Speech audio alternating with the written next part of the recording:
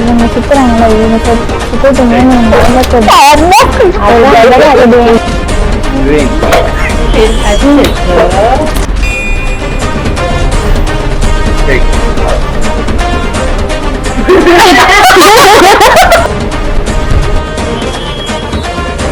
நான் தான் இந்த கேம் முடியல. நம்ம ட்ரீம் பாய்ஸ்ல பிளைன் கலர் ஷர்ட்ஸ் நிறையவே அவைலபிளா வந்திருக்குங்க. இப்போ நியூ கலெக்ஷன் எல்லாமே ட்ரெண்டிங்கா இறக்கிட்டு இருக்கோம்.